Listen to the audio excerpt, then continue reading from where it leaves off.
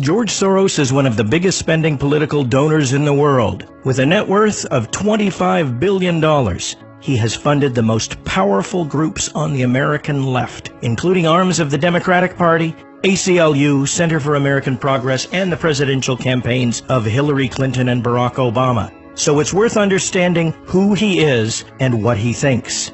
Soros made his initial fortune as a hedge fund manager. He is infamous for breaking the Bank of England by shorting the British pound in 1992, leading to the currency's massive devaluation and a crisis in the British economy.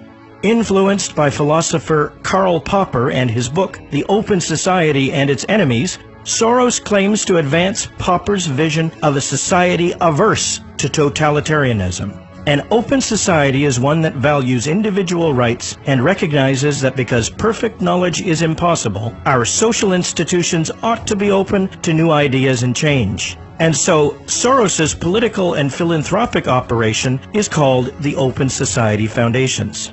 Later, as Soros's views took a dangerous turn away from Popper, he continued to lay claim to the open society concept. He claims there is a deep-seated conflict between capitalism and open society. He's a proponent of European-style socialism and thinks China has a better functioning government than the United States.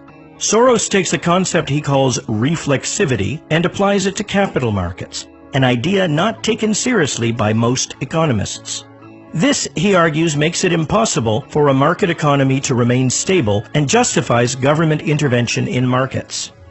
This turn from Popper has led Soros to fund political groups worldwide determined to destroy free markets. And so this so-called open society Soros claims to want isn't really open at all. Soros funds the Institute for Policy Studies, which has had multiple fellows call openly for violent tactics to destroy the U.S. government.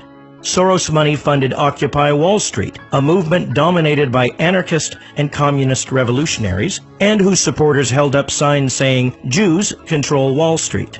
Soros funded Black Lives Matter, which publicly calls for riots and violence against police officers, and United We Dream, an organization that tries to warn illegal aliens in advance of immigration raids. Perhaps Soros's influence is best summed up in his own words. "We are trying to make the world a better place, but that's not always what we accomplish."